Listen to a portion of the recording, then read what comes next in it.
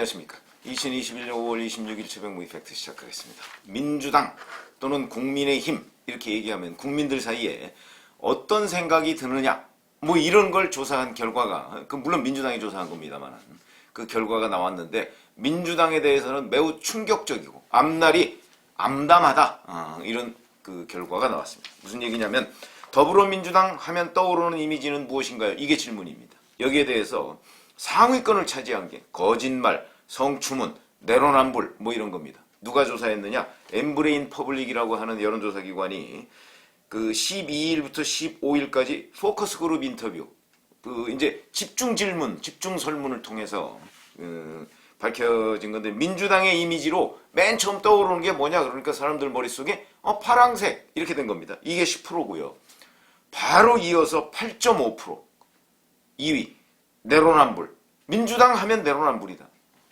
그 다음에 이제 뒤이어서 극진보, 극진보, 강성진보, 뭐 문재인, 무능하다, 거짓말, 성추행, 성추문 뭐 이런 것들이 줄줄이 이었습니다. 다 부정적인 이미지입니다. 그러니까 민주당이라고 했을 때 긍정적인 이미지를 떠오르는 응답자들이 별로 없었다. 파랑색은 이제 하도 많이 봤으니까 이제 떠오르는 것이고 그 다음부터는 뭐 내로남불부터 해서 줄줄이 부정적인 이미지가 떠오른다. 민주당이 얼마나 충격을 받았겠습니까? 근데 저희는 오래전부터 알고 있던 내용이죠. 민주당만 모르고 있던 내용입니다.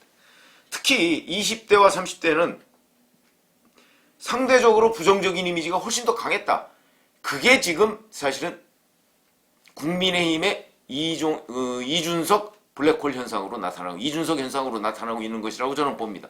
그러니까 국민의힘 대표 경선의 바람이지만 그 바람이 결국은 민주당을 그동안 지지했던 20대와 30대 상당수 야 민주당은 저건 거짓말 정당이야 라고 하는 그 반사이익을 이준석 후보가 누리고 있는 것이다. 저는 그렇게 보고요. 20, 30대의 경우에 2019년 8월이니까 뭐 한 2년 전 정도 벌써 2년 전이죠. 2년 전 정도 당시에는 내로남불이 연상된다는 응답자 비율이 0.9%였습니다. 이때는 문재인 정부가 출범한 지 2년 조금 지난 뒤입니다. 그러니까 그때는 민주당 하면 내로남불이 별로 없었는데 자, 이 시점이 언제죠? 2019년 9월. 이건 8월 조사입니다. 9월부터 그런 현상이 있었죠. 뭐 때문에? 조국 때문에. 이걸 곧바로 우리가 알아차릴 수 있습니다. 이따 원인 분석을 하는데 제가 말씀을 드리겠고 그런데 그때는 내로남불 이게 0.9%였는데 올해 4월에는 6.4%로 급증을 했고요. 이어서 성추행, 성추문 이런 게 다 10위권에 들었고요. 거짓말, 뭐 부동산 정책 실패 뭐 이런 얘기도 있습니다. 그리고 이제 이 정당을 사람에 비유했을 때 민주당 하면 어떤 사람이냐 이런 이미지 형상화 작업이라는 게 있습니다. 그때 보니까 민주당은 40, 50대 남성, 독단적이며 말만 잘하는 사람, 가치관은 진보적이고 이념지향적이며 정의를 추구함, 능력적 측면에서는 성과가 나타나지 않고 도덕성은 좋지도 나쁘지도 않은 사람. 뭐 이거는 글쎄요 뭐 크게 부정적이다 이렇게 보기는 뭐 어렵지만 하여튼 이런 쪽으로. 그럼 국민의힘에는 어떠냐? 여기는 이제 나이가 더 많은 사람, 50대에서 70대 남성, 권위적이고 고집불통 성격, 가치관으로는 엘리트주의, 능력적 측면에서 성과는 있지만 본인의 이익을 위해 일하면서 도덕성은 현저히 떨어지는 이미지. 국민의힘 이미지도 그렇게 좋지 않습니다. 그리고 국민의힘이라고 하면 최초로 연상되는 이미지가 뭐냐? 그게 당연히 보수, 빨간색. 빨간색보다 보수가 더 앞서 있습니다. 보수 이런 응답이 11.5%. 빨간색 이런 응답은 9.3%. 이걸 아까 민주당 이미지가 파랑색이라고 하는 게 제일 많다. 이거는 약간의 파랑색보다는 보수라는 쪽이에요. 근데 보수 이미지는요. 일반 유권자들 사이에서는 그다지 좋은 이미지는 아닙니다. 자, 그 다음에 이제 이어지는 것이 부패 비리 3.0%, 친일파 토착 왜곡 2.4%, 박근혜 2.3%. 여전히 부정적 이미지들이 국민의힘에도 많다. 이런 얘기고. 그리고 이제 또 한 번의 조사에서는 작년 총선과 비교했을 때 민주당의 이미지가 좋아졌느냐, 나빠졌느냐. 나빠졌다가 71.7%. 이런 것들이 바로 이번 4.7 보궐선거에 민주당 참패로 나타난 것이다. 국민의힘 나빠졌다? 이건 46.2%. 민주당과 큰 차이가 있죠. 큰 차이가 있습니다. 자, 그러면 왜 이런 일이 벌어졌느냐? 그거는 제가 아까 말씀드렸듯이 2019년 8월달 조사와 굉장히 큰 차이가 있습니다. 내로남불의 대명사, 뭐 단군일의 최대의 위선자다. 그런 바로 조국 전 법무부 장관, 윤석열 전 총장이 조국 전 법무부 장관을 수사하면서 하나하나 드러난 사실, 팩트들, 이것들이 결국 민주당은 내로남불 이런 그 이미지를 각인시켜 주었다. 왜 그러냐면 그냥 윤석열 전 검찰총장이 조국 전 장관 패밀리를 수사한 것을 그대로 놔뒀으면 괜찮은데 민주당이 그거를 검찰개혁이라는 미명 아래 옹호했거든요. 그게 바로 서초동 시위 아닙니까? 그러니까 민주당 지지자들, 핵심 지지자들은 열광했지만 그 핵심 지지자가 아닌 더 많은 유권자들은 저 당은 내로남불 정당이네. 이런 이미지를 굳히는데 훨씬 더 많은 기여를 했다. 그렇게 따지면 지금 그게 2년이 넘었습니다. 자, 그 이후에 추미애 법무부 장관 어땠습니까? 또다시 그런 수사를, 살아있는 권력에 대한 수사를 하는 윤석열 검찰총장을 탄압하면서 지금까지도 윤석열 전 검찰총장에 대해서 마치 검찰이 과거사에 대해서 모두 다 책임을 져야 되는 것처럼, 그 다음에 자기가 법무장관 시절에 검찰총장을 탄압한 일에 대해서 정당성을 부여하는 주장을 지금까지도 계속하고 있습니다. 그걸 봐가면서 많은 유권자들, 특히 20, 30대는 어떤 생각을 가지고 있느냐. 윤석열은 정의와 공정의 상징처럼 됐고, 물론 그렇지 않은 사람도 있죠. 뭐 강성 민주당 지지자는 아니지만 저는 다수가 그렇다는 얘기입니다. 그런 생각을 하고 있기 때문에 윤석열 전 검찰총장은 정의, 공정 이런 브랜드를 자기 것으로 가져갈 수가 있었고, 반면에 추미애 전 법무부 장관은 아주 강성 지지자들 외에는 지금 여론조사 해봤자 뭐 1% 내지 3% 정도 한국갤럽 기준으로 그 정도 나올까 말까 합니다.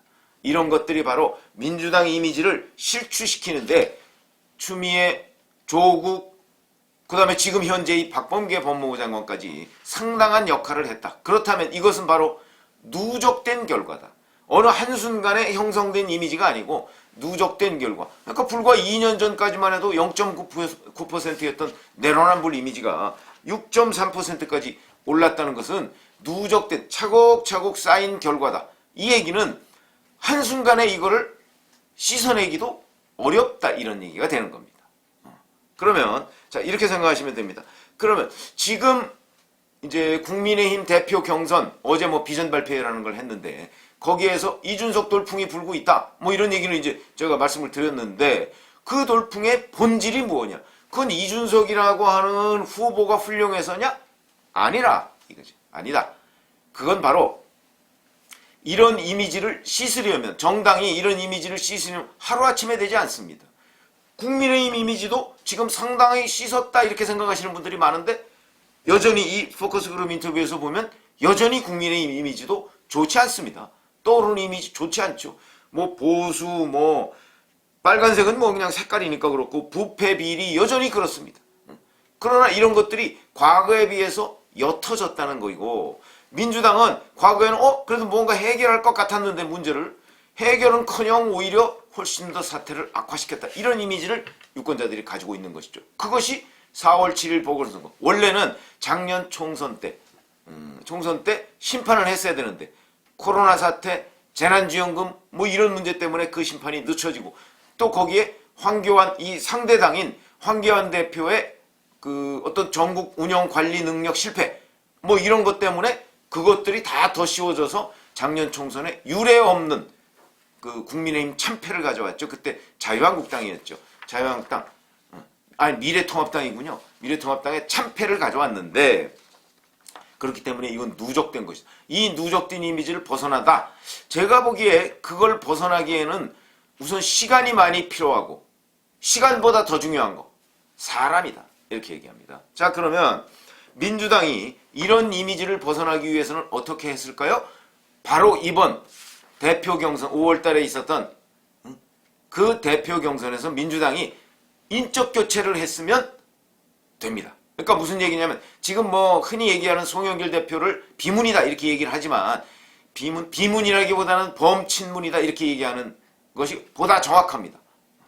마이웨이를 지금 선언하고 뭐 당청 간의 충돌 뭐 이런 것도 있지만 그거보다는 범친문적인 성격이 더 강하다.